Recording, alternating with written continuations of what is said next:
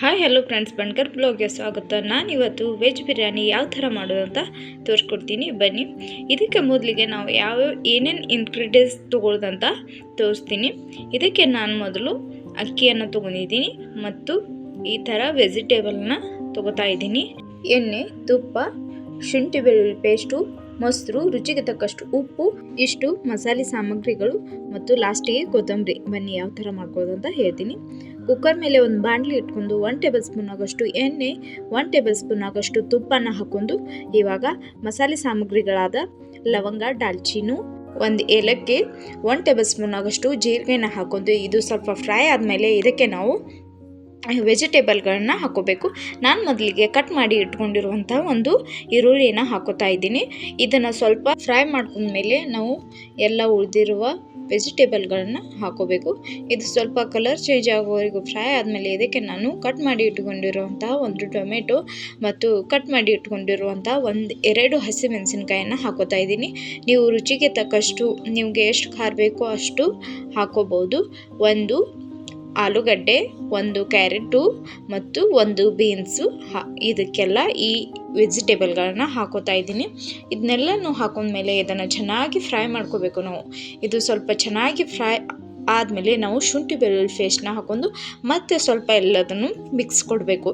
ಇದು ಎಲ್ಲನೂ ಚೆನ್ನಾಗಿ ಮಿಕ್ಸ್ ಆದಮೇಲೆ ನಾವು ಮಸಾಲೆ ಸಾಮಗ್ರಿಗಳಾದ 1 ಟೇಬಲ್ ಸ್ಪೂನ್ ಆಗೋಷ್ಟು ಅರಿಶಿನ ಪುಡಿ, ಅಚ್ಚ ಖಾರದ ಪುಡಿ, ಬಿರಿಯಾನಿ ಪುಡಿ ಮತ್ತು ಗರಂ ಮಸಾಲನ ಹಾಕ್ಕೊಂಡು ಇದನ್ನ ಹಾಕೊಂಡ್ಮೇಲೆ ನಾವು ಸ್ವಲ್ಪ ಇದಕ್ಕೆ 1 ಕಪ್ ಆಗೋಷ್ಟು ಮೊಸರನ್ನ ಹಾಕೋಬೇಕು. ಮೊಸರು ಹಾಕೊಂಡ್ರೆ ವೆಜ್ ಬಿರಿಯಾನಿ ತುಂಬ ಚೆನ್ನಾಗಿ ಬರುತ್ತೆ. ನಾವು ಬಿರಿಯಾನಿಗಳಲ್ಲೆಲ್ಲ ಮೊಸರನ್ನು ಹಾಕೋತೀವಿ. ಹಾಗೆ ಚಿಕನ್, ಮಟನ್ ಇದರಲ್ಲೂ ಸಹಿತ ಮೊಸರನ್ನ ಹಾಕೊಂಡು ಮಾಡಿದರೆ ತುಂಬ ಚೆನ್ನಾಗಿರುತ್ತೆ. ಇದನ್ನೆಲ್ಲನೂ ಮಸಾಲೆ ಹಾಕೊಂಡ್ಮೇಲೆ ಇದನ್ನು ಸ್ವಲ್ಪ ಚೆನ್ನಾಗಿ ಮಿಕ್ಸ್ ಕೊಡಬೇಕು. ಹೀಗೆಲ್ಲ ಮಾಡ್ಕೊಂಡ್ರೆ ಹೋಟೆಲ್ ಮತ್ತು ಧಾಬಾಗಳಲ್ಲಿ ಮಾಡ್ತಾರಲ್ಲ ಆ ಥರನೇ ಟೇಸ್ಟ್ ಕೊಡುತ್ತೆ. ಅದಕ್ಕೆ ನಾವು ಇದಕ್ಕೆ ಮೊಸರನ್ನ ಹಾಕೊಂಡು ಸ್ವಲ್ಪ ಚೆನ್ನಾಗಿ ಮಿಕ್ಸ್ ಕೊಡಬೇಕು. ಇದು ಎಲ್ಲ ಮಿಕ್ಸ್ ಆದಮೇಲೆ ನಾವು ಅಕ್ಕಿಯನ್ನು ಒಂದು 10 ರಿಂದ 15 ನಿಮಿಷ ನೆನೆಸಿ ಇಟ್ಟಿರ್ತೀವಲ್ಲ ಅದನ್ನ ಇದ್ರೊಳಗೆ ಹಾಕೋಬೇಕು. ಇದನ್ನು ಹಾಕೊಂಡ್ಮೇಲೆ ಇದನ್ನು ನಾವು ಸ್ವಲ್ಪ ಚೆನ್ನಾಗಿ ಇದ್ರೊಳಗೆಲ್ಲನೂ ಅಕ್ಕಿನ ಮಿಕ್ಸ್ ಕೊಡಬೇಕು.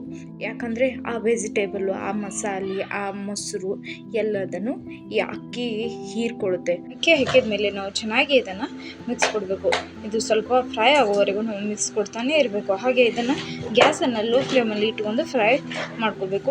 ಇದಕ್ಕೆ ನಾವು ಈಗ ನೀರನ್ನು ಹಾಕೋಬೇಕು. ಈ ಕಪ್ನಿಂದ ನಾನು 1 ಕಪ್ಪು ಅಕ್ಕಿಯನ್ನು ತೊಗೊಂಡಿದ್ದೆ. ಅದಕ್ಕೆ ನಾನು ಈ ಕಪ್ನಿಂದ 2.5 ಕಪ್ ಆಗೋಷ್ಟು ನೀರನ್ನು ಹಾಕ್ಕೊಂಡು ರುಚಿಗೆ ತಕ್ಕಷ್ಟು ಉಪ್ಪು ಹಾಕ್ಕೊಂಡು ಸ್ವಲ್ಪ ಕಟ್ ಮಾಡಿ ಇಟ್ಕೊಂಡಿರುವಂತಹ ಕೊತ್ತಂಬರಿನ ಹಾಕೋತೀನಿ.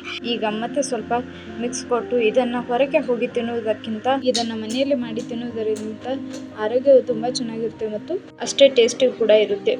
ಇದನ್ನು ನಾವು ಮುಚ್ಚಳನ ಮುಚ್ಚಿ 2 ರಿಂದ 3 ವಿಸಿಲ್ ಆಗುವವರೆಗೂ ಬಿಡಬೇಕು. ಯಾಕಂದರೆ ನೀರಲ್ಲಿ ನೆನೆಸುವುದರಿಂದ ಬೇಗ ಕುದಿಯುತ್ತೆ.